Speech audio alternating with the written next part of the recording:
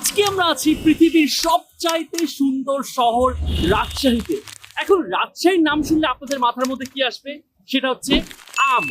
But আজকে আমি আপনাদেরকে দেখাবো যে রাজশাহীতে শুধু আমই যে স্পেশাল এমনটা না, এরকম আরো অনেক কিছু আছে যেটা রাজশাহী শহরকে অনেক বেশি স্পেশাল বানায়।